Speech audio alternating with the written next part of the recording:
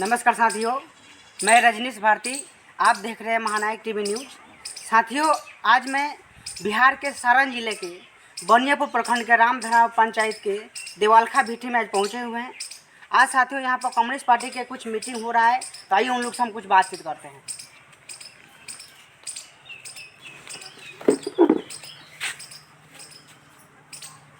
जी sir, स्वागत है आपका महानायक टीवी न्यूज़ पर। तो सर, आप लोग जो कम्युनिस्ट पार्टी के जो मीटिंग करते हैं तो प्रत्येक रविवार को होता है? बिल्कुल, प्रत्येक रविवार को होता है। तो इसके कम्युनिस्ट पार्टी के बारे में आप लोग किस मुद्दा पर काम करते हैं, ये तो हमारे दर्शक को बताने का देखिए, कोशिश करें। दरअसल कम्युनिस्ट पार्टी जो है, मौजूदा परिस्थिति जो सरकार की चल रही है, जन विरोधी जो सब समस्याएं हैं, उसके खिलाफ हम लोग संघर्ष करने की नीति बनाते हैं और संघर्ष करते हैं। जनता को उसके हक और अधिकार की बात बताते हैं और उनके हक अधिकार के लड़ने के लिए प्रेरित करते हैं। चलिए, बहुत बहुत धन्यवाद। और सर कुछ और बहुत सारी बातें हैं। ये सरकार तो तानाशाही रूप से चल रही है और ऐसी परिस्थिति में जिस संदर्भ में हम लोगों का देश आज़ाद हुआ, जो हमारा संविधान हुआ, संविधान आज बिल्कुल खतरे में है और ये मौजूदा सरकार संविधान विरोधी कार्य कर रही है। बावजूद जनता को ये समझ नहीं है कि जो भी कार्य हो रहा है हमारे खिलाफ हो रहा है। वैसी परिस्थिति में कम्युनिस्ट पार्टी की और अन्य वाम दलों की प्रासंगिकता और बढ़ गई। अभी देखिए, कहीं ना कहीं जो सरकार जो कदम उठाया है, तो सरकार तो बोल रहे हैं कि हम जो भी बोल रहे हैं कर रहे हैं, हम सही कर रहे हैं। बिल्कुल नहीं, जन विरोधी बात है ये। तो सरकार मुलामा दे रही है और वैसी परिस्थिति में हमारी भोली भाली जनता जो अशिक्षित है, उसको ये ज्ञान नहीं है कि वाकई हमारा पक्षधर कौन है और हम सरकार के माध्यम से कहाँ जा रहे हैं।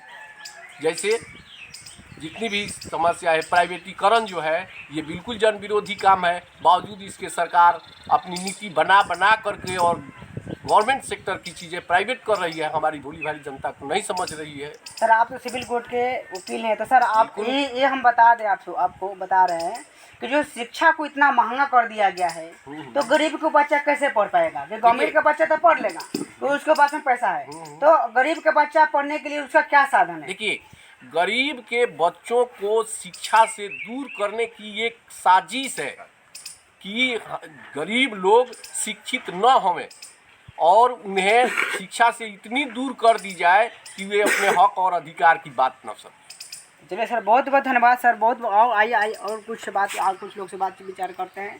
तो सर, आपका? मेरा नाम हरिवल्लभ सिंह हुआ। मैं सबसे पहले आपको धन्यवाद देता हूं। महानायक टीवी चैनल के आप पत्रकार हैं और आप अपना बहुत ही कीमती समय हम लोगों के बीच दिए और ये कार्यक्रम हम लोग का लगातार चलते रहता है। मैं भारतीय कम्युनिस्ट पार्टी का सेक्रेटरी हूँ बनियापुर प्रखंड का, किसान सभा का संयोजक हूँ सारण का। ये मेरा परिचय है। घर मेरा इस रामधराव पंचायत के देवालखा भीटी ग्राम में है। तो सर, ये जो आप लोग का जो कम्युनिस्ट पार्टी का मीटिंग चल रहा है, तो प्रत्येक रविवार को एक ही जगह चलता है कि अलग अलग चलता है? ये थोड़ा हमारे दर्शक को बताइए। ये प्रत्येक रविवार को पंचायत के हर गांव में अलग अलग चलता है। कभी दूसरे गांव में, कभी दूसरे गांव में, जहां जहां हमारी शाखाएं हैं पूरे प्रखंड में, तो उसको हम लोग टेकअप करते हैं। तो अभी जान कि जो सरकार की जो नीति आई है, जो सरकार के जो नीति आई है, नई नई नीति आ रही है, इसके ऊपर आप लोग क्या बोलना चाहेंगे? सरकार की जो भी नीति आ रही है वो जनता विरोधी है और जन विरोधी।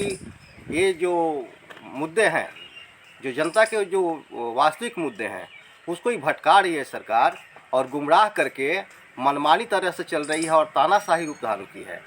इससे कभी भी जनता का कल्याण होने वाला नहीं है। चाहे वो जीएसटी हो, चाहे वो नोटबंदी हो, हर मामले पर विफल है। वो सामाजिक, आर्थिक और नैतिक दृष्टि से भी देखा जाए तो सरकार कहीं भी उचित काम नहीं कर रही है। कम्युनिस्ट पार्टी के जो आप लोग जो काम कर रहे हैं, तो आप लोग का आगे का प्लानिंग क्या है? पहले कम्युनिस्ट पार्टी का उद्देश्य ही रहा है कि समाज में दो वर्ग मानो। जैसे ये अभी जो सरकार चल रही है ना, संप्रदायवाद के नाम पर चल रही है, हिंदू, मुस्लिम, सिख, ईसाई के नाम पर। कम्युनिस्ट पार्टी की सोच है कि दुनिया में दो ही वर्ग है, एक अमीर और गरीब। इसलिए हम वर्ग की बात करते हैं, वर्ण की बात नहीं करते। वर्ण झंझट पैदा करता है, वर्ण नफरत पैदा करता है। इसलिए हमारी सोच है कि लोग कहते हैं कि मजहब नहीं सिखाता आपस में बैर रखना, लेकिन हम लोग देखते हैं कि जहाँ जहाँ मजहब है आपस में बैर पैदा करता है। हम लोग वर्ग विहीन समाज की स्थापना करना चाहते हैं और चाहते हैं कि इस पूरे देश के अंदर हर जाति और बिरादरी के लोग मिल कर रहें। अभी देखिए जो सरकार से लोग जब सवाल कर रहा है कि ये प्राइवेटाइजेशन हो गया, तो बोले को तो बिल्कुल सही है, उससे लोगों को सुविधा मिल रहा है, साफ सुथरा लग रहा है, तो इस पर आप क्या कहेंगे? सरकार प्राइवेट कहीं भी संस्थाएं हैं और सरकार जो चला रही है वो शोषण का जरिया होता है।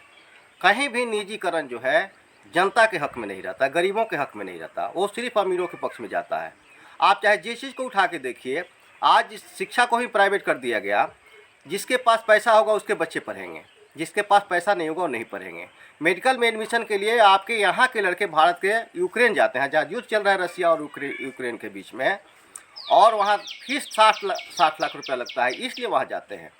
ये प्राइवेट करके आप कॉलेज में एडमिशन धनी मनी लोगों का होगा, अमीरों का होगा, गरीबों के बच्चे का मेडिकल में नहीं हो सकता है, या किसी भी, उसमें भी इतनी धांधली है कि सरकार जिसको चाहती है अपने लोगों को, मनमानी लोगों को वहाँ ले जाती है। तो अभी आप लोग किस मुद्दे पर काम कर रहे हैं? अभी हम लोग का उद्देश्य हो गया है कि निजीकरण के खिलाफ रहना है। हम चाहते हैं देश के अंदर एक शिक्षा नीति लागू करो, सबके बच्चे उसी स्कूल में जाए जैसे पहले पुरानी व्यवस्था थी। लेकिन ये सरकार मनुवादी विचारधारा की सरकार है और एक कुछ पूंजीपतियों के हाथ में, अडानी अंबानी के हाथ में पूरे देश की अर्थव्यवस्था को सौंप देना चाहती है। और उसी के अंदर ये सारे लोगों को, वो चाहे खेती करने वाले हों या व्यवसाय करने वाले हों, ये सबको कंट्रैक्ट के अंदर दे देगी और मनमानी तरह से शोषण करेंगे पूंजीपति। अभी भी आप देखिएगा जो किसान आंदोलन कर रहे थे पूरे देश के अंदर, और खेती कंट्रैक्ट पर जो दी जा रही थी कि हम जो चाहेंगे वही फसल आप पैदा करेंगे, वो कानून आपका लागू कर दिया देश के अंदर, आपके पोल्ट्री फार्म के अंदर। अब जितने भी पोल्ट्री फार्म चल रहे हैं सब पूंजीपति उसको टेकअप कर लिए हैं, अपना दाना पानी सब देते हैं और मनमानी तरह से उसका रेट तय करके खरीदते हैं। तो निजीकरण जो भी है समाज के खिलाफ है, गरीबों के खिलाफ है। गांव देहात के जो लोग होते हैं उनको बहुत बेहतर तरीक़ा से लोग बहला के फुसला के, जब वोट के समय आता है तो उसको हिंदू मान लेते हैं, और जब वोट खत्म हो जाता है तो उसको दलित, पिछड़ा, ये सब उगड़ा बता देते हैं। इस पर आप क्या कहेंगे? ये इसी तरह से समाज को अलग भिन्न भिन्न वर्गों में बांट के, दलित वर्ग में बांट के, और ये समाज में शोषण कर रहा है। और धर्म के नाम पर, क्योंकि हमारे देश के अंदर अभी भी 50% शिक्षा है कुछ राज्यों को छोड़कर, उस कंडीशन में हमारी स्थिति ऐसी बनी है कि ये जनता समझ नहीं पाती है इस चीज़ को। इसीलिए धर्म के नाम पर, भाग और भगवान के नाम पर उसका शोषण जारी रहता है। और ये गरीब जनता जो है, जो समझ नहीं पाती है, जो शिक्षा नहीं समझ रही है, राजनीति नहीं समझ रही है, वे बहकावे में जाकर कभी मंदिर और मस्जिद के नाम पर आपस में लड़ती रहती है। हम लोग जो मीटिंग करते हैं लगातार समाज के गरीब तबके के लोगों को, ओबीसी को, दलित को ये बताते हैं कि इस चीज़ को समझो और अम्बेडकर की बात समझो कि शिक्षित बनो, संगठित हो और संघर्ष करो। इसी पे उत्थान है, दूसरा कोई रास्ता। अभी देखिए जब अभी वोट का समय आने वाला है, 24 का इलेक्शन आने वाला है, तो बड़े सारा भी दिखाई देता है कि दलित के घर में जाके बड़े सारे लोग भोजन कर रहे हैं। वो लोग साबित क्या करना चाहते हैं? ये दलित के यहाँ जो भोजन करते हैं वो भोजन वोट बैंक की राजनीति के लिए करते हैं। वो दलित का भोजन वो कभी नहीं खाते जिसका तुर्की से मशरूम आ रहा है प्रधानमंत्री का, और उसके अपने चेहरे का ग्लेजिंग बनाने के लिए तुर्की का महंगा मशरूम खा रहा है। वो आदमी गरीबों के अंदर भोजन क्या करेगा? गरीबों के अंदर बीच में जाकर, दलितों के अंदर बीच में जाकर वो दिखाना चाहता है कि हम तुम्हारे हमदर्द हैं और हम तुम्हारे समस्याओं का समाधान करेंगे। लेकिन ये दिखावा है, इससे कुछ होने जाने को नहीं है।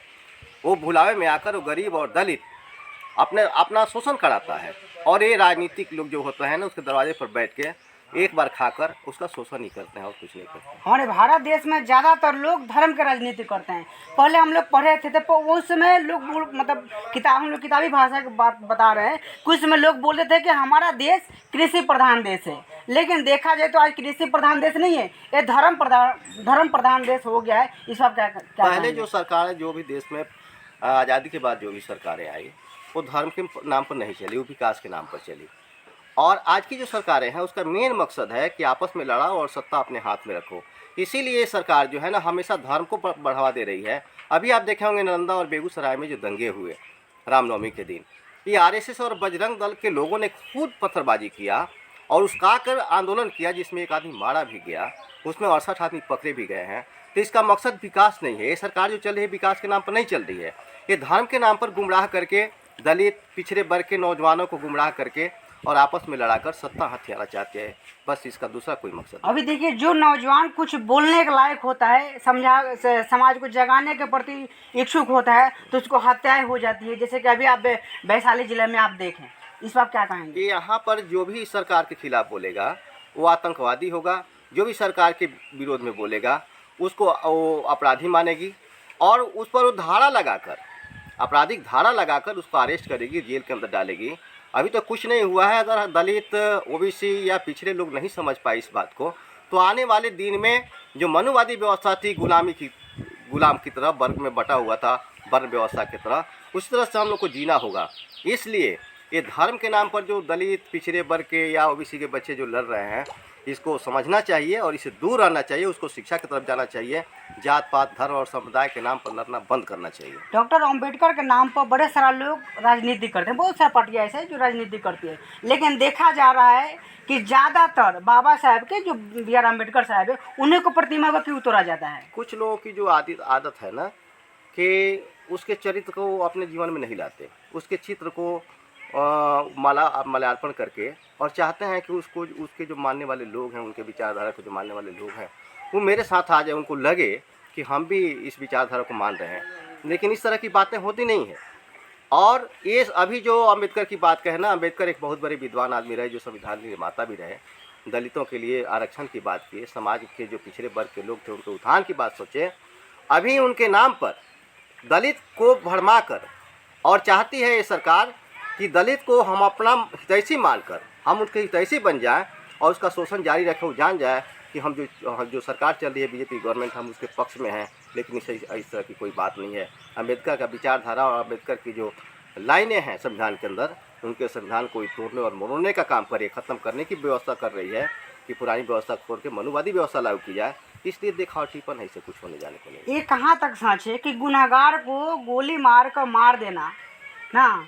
ये जो अभी आपको जो हम प्रकाश डाल रहे हैं, जो यूपी की घटना है, जो अतीक अहमद को गोली मारकर हत्या कर दिया गया है, ये कहाँ तक सच है? क्योंकि गुनहगार को सजा देने के लिए कोर्ट है, सुप्रीम कोर्ट है, लेकिन कानून के बारे में वहाँ पर जाके लोगों ने उनको बेरहमी से हत्या कर दी। इस पर क्या कहेंगे? देखिए, अभी जो सरकार चल रही है ना, ये कानून आपको पहले पता होगा कि सुप्रीम कोर्ट के 4 जजों ने कहा था कि न्यायपालिका जो स्वतंत्र होती थी, जो आपके प्रजातंत्र के 4 स्तंभ हैं, न्याय विधायिका, कार्यपालिका, न्यायपालिका और पत्रकारिता, उसमें पत्रकार भी गोदी मीडिया के हो गए हैं, सरकार के पक्ष में बोल रहे हैं। वो गलत भी करती है तो उसको ऐसे प्रचारित करता है लोग कि ये सरकार की जो नीतियाँ हैं वो बिल्कुल ही जनपक्षी है। लेकिन इस तरह की बात है नहीं। इस पर बहुत सारे रवीश कुमार भी बोलते हैं, बहुत सारे लोग बोलते हैं। तो ये सरकार की एक मानसा हो गई है ना कि कानून अपने हाथ में लेके हम चलाएंगे। हम कानून के रास्ते पर नहीं चलेंगे, कानून मेरे रास्ते पर चलेगा। जैसे आपको बता दें कि नाथूराम गोडसे ने गोली मारा गांधी को, और गांधी जैसे व्यक्ति को गोली मारने वाले व्यक्ति को भी न्यायपालिका पर विश्वास करके न्यायालय उसको फांसी की सजा दिया। अभी एनकाउंटर की बात जो चल रही है, जहाँ जहाँ बीजेपी की गवर्नमेंट है, उसकी मनमानी है और दादागिरी है। हम चाहेंगे उसको, जिसको चाहेंगे मार देंगे। अगर मेरी बात और विचारधारा नहीं मानेगा तो उसको हम जिंदा नहीं रहने देंगे धरती पर। लोगों को मजबूर कर देंगे कि हमारी विचारधारा पूरी चलेगा। जैसे अतीक अहमद के साथ हुआ, उसके लड़के के साथ हुआ, उसके भाई के साथ हुआ। कानून है, आप प्रशासनिक देख रेख में गोलियां चलती है, और जो गुंडे गोली मारते हैं वो भी तो अपराधी हैं। वो तो हमें लगता है कि अतीक अहमद से बड़ा अपराधी है कि प्रशासन के बीच में गोली मारता है। तो सबसे बड़ा अपराधी तो ये पाल के रखी है। और दूसरी बात है कि जब ये तीनों नौजवान जब गोली चला रहे थे अतीक अहमद पर, तो जय श्री राम का नारा लगा रहे थे। मैं तो कहता हूं कि बीजेपी समर्थक लोग हैं जो गोलियां चला रहे हैं और उनके विचारधारा के नहीं मानने वालों को मौत के घाट उतार रहे हैं। मेरे विचार से ये कानून का राज नहीं है, ये जो सत्ता है यही तानाशाह है और ये गुंडों की राज है। तो चलिए, बहुत बहुत धन्यवाद। थोड़ा कैमरा में से बोलेंगे सारे लोग से एक बार थोड़ा दिखाएं। तो साथियों, यहाँ पर कम्युनिस्ट पार्टी की मीटिंग चल रहा है और प्रत्येक रविवार को यहाँ पर सारे लोग इकट्ठा होते हैं। अलग अलग गांव में, अलग अलग जगह पर वो लोग बैठ के मीटिंग करते हैं। तो साथियों, आपका क्या राय है आप कमेंट बॉक्स में ज़रूर बताएं। साथियों, ऐसे ही वीडियो देखने के लिए अभी आप सब्सक्राइब कीजिए महानायक टीवी चैनल भारत की आवाज़। अगर फेसबुक पेज पर देख रहे हैं तो पेज को फॉलो कीजिए। मैं रजनीश कुमार, धन्यवाद।